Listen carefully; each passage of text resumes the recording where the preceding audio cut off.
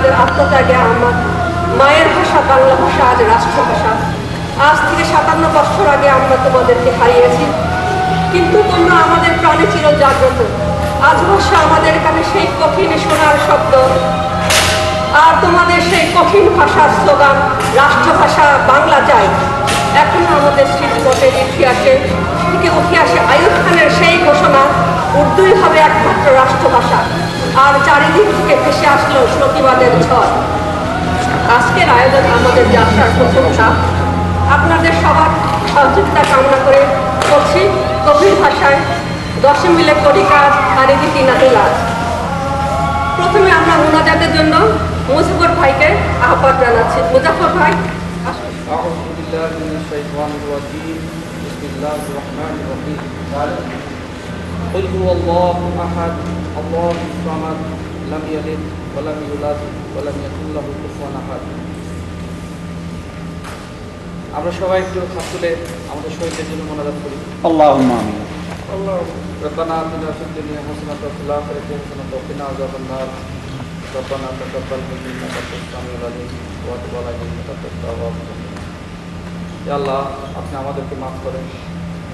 আল্লাহ, যারা এই ভাষার জন্য আল্লাহ জীবন দিয়েছেন, যাদেরকে মরতে হয়েছে বর্বরতার জন্য, আল্লাহ তাদেরকে আপনি শহীদ দরজা কবুল করে দিন। আল্লাহ, আমাদের এই দেশের স্বাধীনতার জন্য যারা জীবন দিয়েছেন তাদেরকেও আপনি তাদের এই জীবনের উৎসর্গ করে শহীদ দরজায় কবুল করুন। রব্বানা তাকাব্বাল মিন্না ইন্নাকা আনতাস সামিউল আলিম ওয়া তুব আলাইনা ইন্নাকা আনতাত তাওয়াবুর রাহিম। আমিন আমিন। ইল্লাল্লাহ।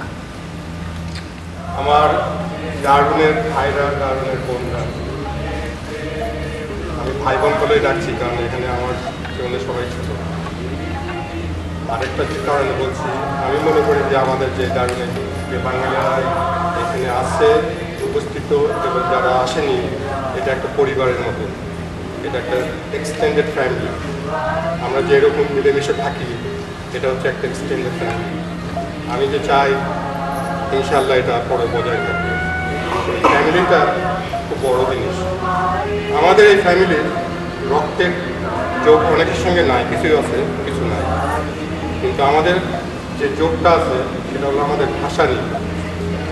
আমরা সবাই বাংলা ভাষায় কথা বলি, এটাই হলো আমাদের বিস্তার মূল কারণ। আর সেই জন্যই আজকে আমরা এখানে জড়ো হয়েছি, এই বাংলা ভাষার জন্য আজকে আমরা জড়ো হয়েছি। যে ব্যাপার ঘটে গেছে 57 বছর আগে, সেই 21শে ফেব্রুয়ারিতে যখন তখনকার সরকার ঘোষণা করল উর্দু হবে আমাদের সরকারি ভাষা, তার জন্যে ছাত্রী বলল কিছু সংখ্যক ছাত্ররা।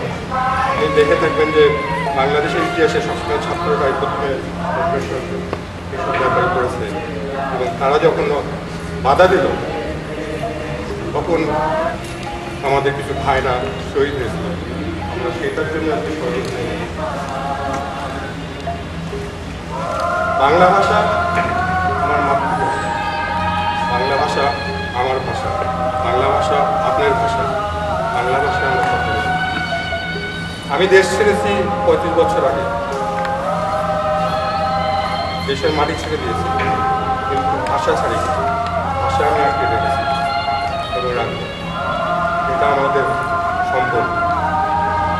আর বাংলা ভাষা আপনার পৃথিবীর 5টা ল্যাঙ্গুয়েজের মধ্যে একটা ল্যাঙ্গুয়েজ হচ্ছে বাংলা ভাষা। এটা আমাদের গৌরবের বিষয় যে আমরা 5টা ল্যাঙ্গুয়েজের মধ্যে বাংলা ভাষা হচ্ছে একটা ভাষা। এটাকে আমাদেরকে যত্ন করে রাখতে হবে। ভাষা অনেকটা গাছের মতো, গাছে পানি দিলে, যত্ন নিলে গাছটা বড় হয়। আপনি যদি যত্ন না নেন, সেই গাছ সেরকম বাড়বে না। আপনারা জেনে থাকবেন যে এখন এখানে নর্দার্ন টেরিটরিতে অনেক আলাপ হচ্ছে যে অনেকগুলো অ্যাবরিজিনাল ল্যাঙ্গুয়েজ আর স্কুলে পড়াবে না, যেহেতু ডিমান্ড না। আমরা আশা করি যে আমাদের বাংলা ভাষায় ওই পর্যায়ে যেন না যায়। আর এই ভারটা হচ্ছে আমাদের উপর। আমরা যদি না চালাই ভাষা, এটা পরের যারা আসবে, আমাদের ছেলেপেয়েরা নাতিপুতিরা যারা থাকবে, এই ভাষা চলবে না। সেই জন্য এটা আমাদের উপরে এখন দায়িত্ব যে আপনি এই ভাষাটা আমাদের দরকার, যে আমাদের পরের জেনারেশনটা আমাদের দরকার, তাদেরকে শেখানো দরকার। কারণ আমরা তো জানি, আমরা অ্যাটলিস্ট কিছু তো বলি, 19-20 জানেন। আমার চেয়ে এখানে অনেকেই আছে যারা বাংলা অনেক ভালো জানেন। আমার ভাষা খুবই নগণ্য, বাংলা ভাষার জ্ঞান সম্বন্ধে, কিন্তু স্টিল এটা আমার মাতৃভাষা। আর আমি চাই যে আমার একমাত্রই কামনা যে আপনাদের পরের জেনারেশনকে এটা শিক্ষাবেন। এটা যদি আপনারা না করেন, এদেরকে আর পাবেন না। আমাদের বাড়িতে একটা নিয়ম আছে, আমি এটা বলি, কারণ এটা বলতে চাচ্ছিলাম, আমি কিন্তু বলি। আমাদের বাসার নিয়ম হচ্ছে যে আমার এক ছেলে এক মেয়ে, তারা বাংলা ভাষা কথা বলতে চায়নি। যখন স্কুলে গেছে, স্কুলে সবসময় ইংরাজি বলেছে, কিন্তু আমরা বলেছি তোমরা এই দরজার চৌকাশের ভিতরে আসলে বাংলা বলতে হবে, চৌকাশের বাইরে যাও, তোমরা যে ভাষা বলো তারপরে তোমাদের উপর। এটা আপনাদের ফ্যামিলি থেকে এটাই করতে হবে, যে আপনার ভাষাটাকে বাঁচিয়ে রাখতে হবে। আমি এইটাই খালি বলতে চাই, কারণ আমি ইলেকশন দিতে চাই না, কারণ আমাকে খালি রাত্রে বলেছে ফোন করে বলতে জানি বাংলা ভাষার সম্বন্ধে, আমি তাই বললাম। আমি কংগ্রেচুলেট করছি নতুন কমিটিকে, তারা এত শর্ট নোটিসে এই আয়োজন করেছে, they should deserve it, and তারা এই ফাংশনটা সাফল্য হবে, এটাই আমার কামনা। ধন্যবাদ। একটা গান আমার মনে পড়ছে, আমি ওটা দিয়ে শুরু করি। ওটা ছিল এরকম যে ওরা আমার মুখের ভাষা কায়দা নিতে চায়, ওরা কথায় কথায় শেকল করায় আমার হাতে পায়।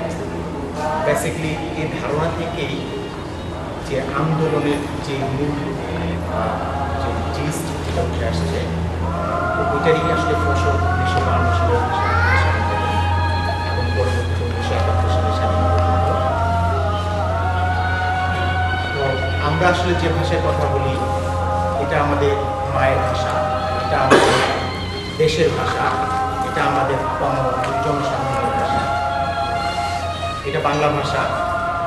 শুনতে অবাক শোনালেও এটা সত্যি যে পৃথিবীতে একমাত্র বাংলাদেশের লোকজন, আমরা বা বাঙালিরাই একমাত্র ভাষার জন্য প্রাণ দিয়েছিল 1952 সালে।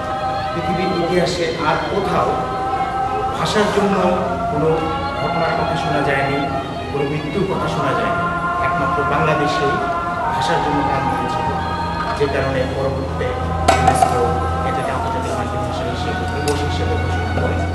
তো আমরা এখন মোটামুটি 1952 সালের প্রেক্ষাপট এবং এর কিছু আগ পর্যন্ত 52 সাল পর্যন্ত যে ঘটনাগুলো ঘটেছিল, এটা আমরা সংক্ষিপ্তভাবে আজকে পাওয়ার প্রেজেন্টেশনের মাধ্যমে আপনাদের সাথে তুলে ধরার চেষ্টা করব। এই দিবসটি সূচনা করে জাতিসংঘ ইউনেস্কো মূলত বিশ্বব্যাপী মাতৃভাষার স্বীকৃতি এবং তার পবিত্রতা সংরক্ষণের উদ্দেশ্যে এটি শুরু জাতিসংঘ ইউনেস্কোর মাধ্যমে। আন্তর্জাতিকভাবে এই দিবসটি সূচনা করে বা এই দিবসটি পালন করা শুরু হয় 2000 সালের 21শে ফেব্রুয়ারি থেকে। 1952 সালে ঢাকায় যারা বাংলা ভাষা রক্ষার জন্য আত্মাহুতি দিয়েছিলেন, তাদের এই আত্মাহুতি স্বীকৃতি স্বরূপ 21শে ফেব্রুয়ারিকে আন্তর্জাতিক মাতৃভাষা দিবস হিসেবে স্বীকৃতি দেওয়া হয়। ইতিহাসটা হচ্ছে এরকম যে 1947 সালে যখন ব্রিটিশরা এই উপমহাদেশকে দুটি ভাগে ভাগ করার সিদ্ধান্ত নেয়, তখন একটি অংশ হয়ে যায় পাকিস্তান এবং অন্য অংশটি ছিল ভারত। তো 1947 সালের আগেই বেসিক্যালি পাকিস্তানের আপামর জনসাধারণের একটা ইচ্ছা ছিল যে বাংলাকে যাতে পুরো পাকিস্তানের একটি রাষ্ট্রীয় ভাষা হিসেবে ঘোষণা দেওয়া হয়। বেসিক্যালি এই আইডিয়াটা সবার প্রথম আসছিল ডক্টর মোহাম্মদ শহীদুল্লাহর মাথায়। তো উনি প্রথম এই প্রস্তাবটি উত্থাপন করেন। তো পরবর্তীতে 1948 সালে সর্বপ্রথম আনুষ্ঠানিকভাবে পাকিস্তানের